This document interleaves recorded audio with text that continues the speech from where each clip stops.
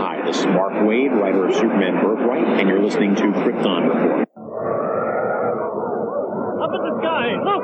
It's a bird! It's a plane! It's The Krypton Report.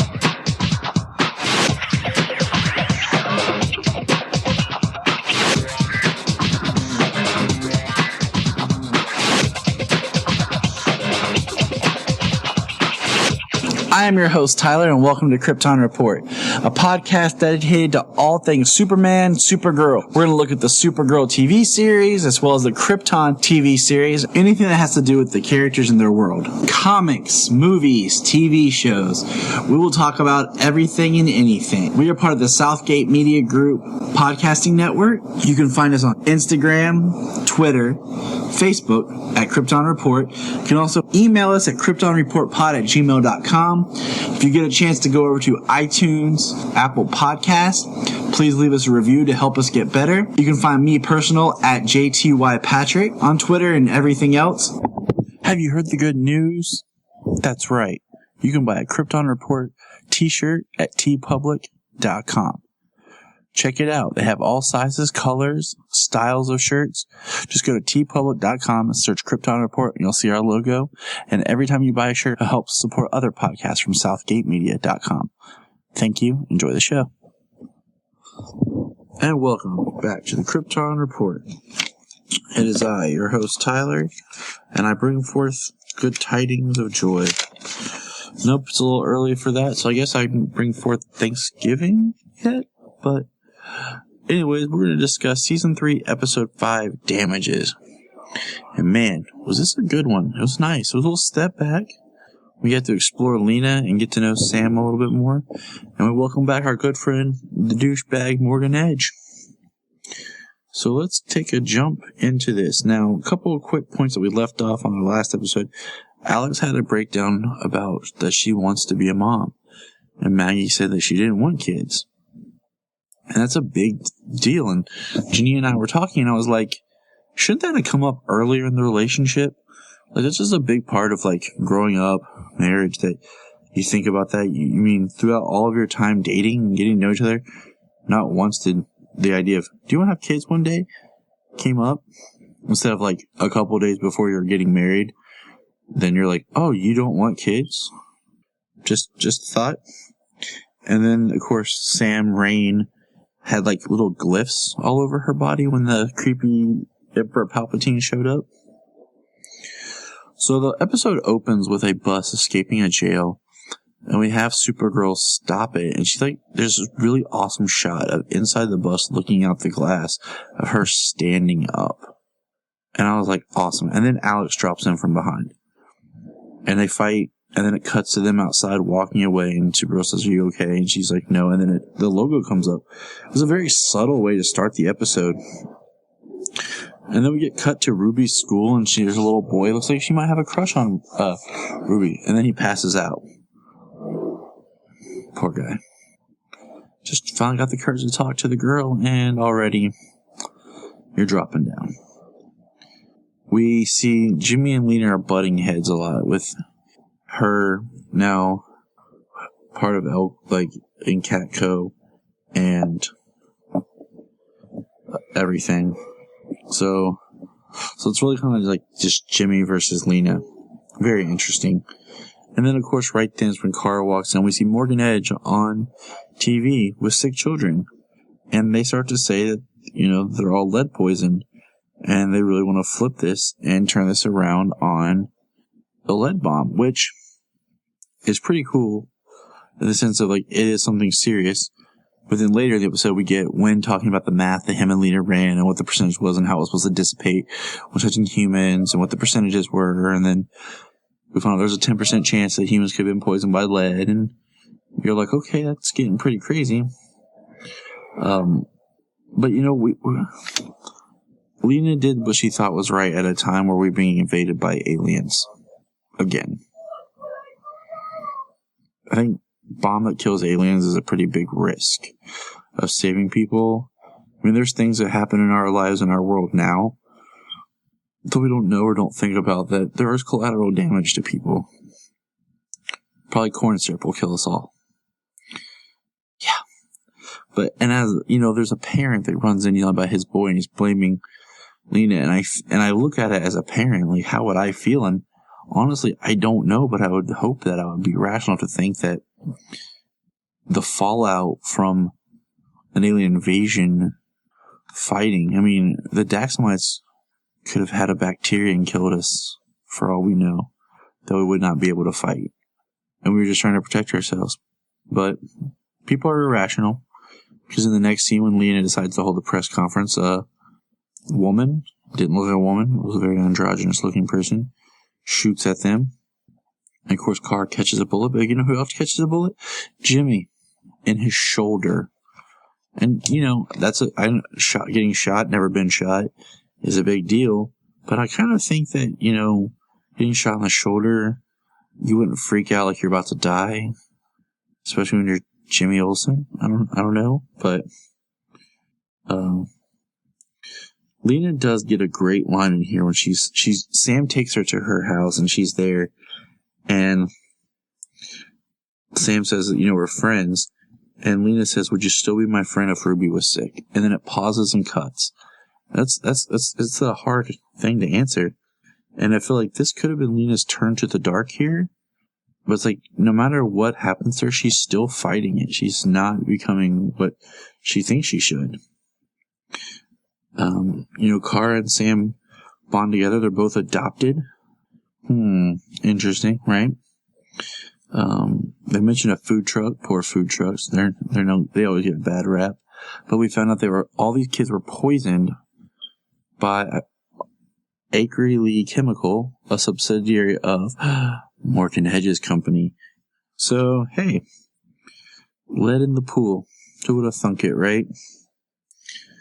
So, as soon as the scene opens up, as soon as Lena gets the go-ahead that, hey, it was this chemical company, her whole demeanor changes, and you know that she's up to something. And she goes and she faces Morgan Edge, and lo and behold, she brings a gun with her. And she's trying to play tough like a Luther. And then someone sneaks up and smacks her upside the head.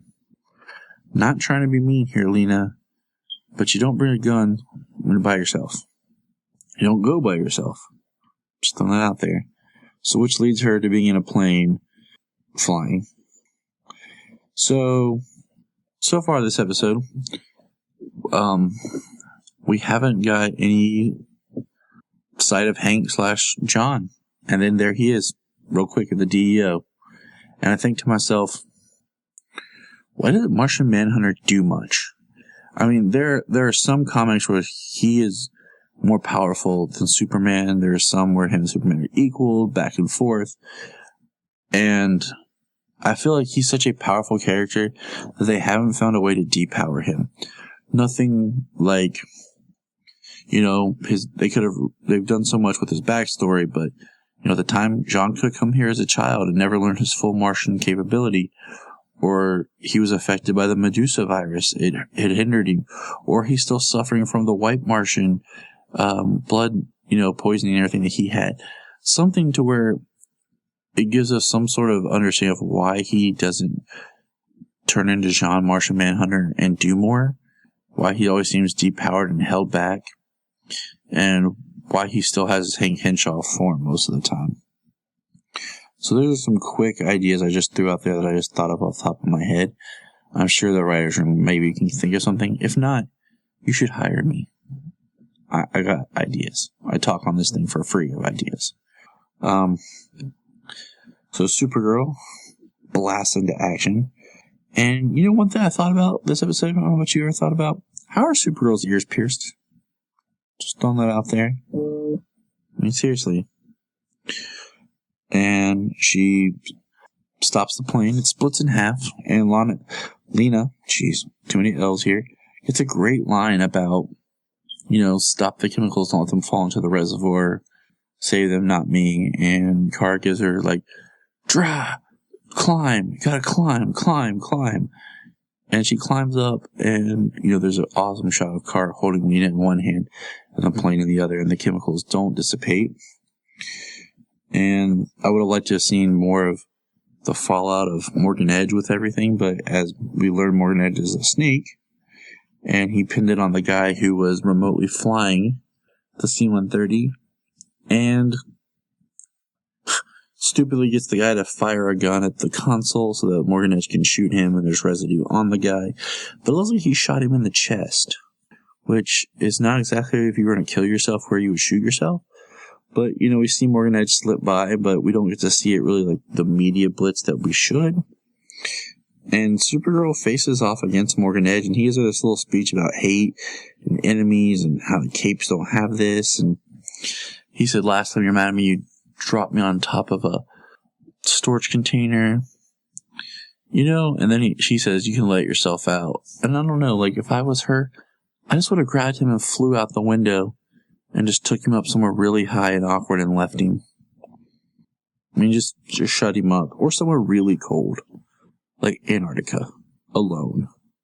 And this makes me think more like we have Morgan Edge and we had Maxwell Lord. And are the characters much different, similar? I mean, it's like Morgan Edge is more the villainous businessman, while Lord was more of the scientist. And it still kind of bugs me that there's been no reference to him. He just kind of disappeared. Like, I would really like to see him return for at least one episode. Would be nice. So that's just thinking out loud here. Where's good old Max? And then we get an interesting scene with Lena talking with Jimmy, where they exchange, like, you can call me Jimmy, you can call me Lena. Are they flirting? That'd be an interesting little relationship there. And then we have our Lena, Sam, Kara friendship trifecta. That's going to be really, I think would be really cool if they build that and work on that more. So as things change, it really starts to fall apart. Now, there's one subplot that I'm leaving out because we're just going to talk about it all together. And then at the end, we see that during the shooting that Sam was actually shot. And she starts to freak out. So that leaves us with Maggie and Alex. And like we talked about at the beginning, it's like, you think talking about wanting to have kids would have been something that you would have brought up early in the relationship, but I guess this is their breaking point. And it was really weird, the scene where like Alex is packing to leave and Maggie changes music, starts drinking, and they start dancing. And if I was trying to break up and leave somebody, which I've been in a situation like that, like, I wouldn't want them there, and if they were, I wouldn't be alone. But Maggie leaves, like, that's the end. Maggie goes, and that's how I guess our characters leaving the show, as they break up like this, and not as thrilling as we had all hoped, like a death or whatever. And then we get Alex at the bar, which we haven't got a lot of the alien bar, this season. And then Kara says, we're going home. And we chalk this up to another episode without Guardian or mention of Guardian. And honestly, I'm okay with that. I would like to just see Jimmy be Jimmy. Let Jimmy be the businessman. Let Jimmy do more with Catco. Get Jimmy on the ground, pictures, press, something, and win. Like, Win's such in the background, doing like odds and DEO stuff. Like, I would be okay if they did an episode where Supergirl spent the whole episode in a coma, and Win and Jimmy did stuff. Because I feel like those are characters getting very, very undervalued and very underserved. But what do you guys think? Remember, hit us up online at our social media. And remember, look up in the sky. You can find us on Instagram, Twitter, Facebook at Krypton Report. You can also email us at kryptonreportpod@gmail.com. If you get a chance to go over to iTunes, please leave us a review to help us get better. If you're an Amazon shopper, just remember you can go to southgatemediagroup.com. There's a portal log into Amazon, and you'll shop into your account just regular, but it also helps keep all the podcasts on and helps keep Southgate running. Remember, look up in the sky.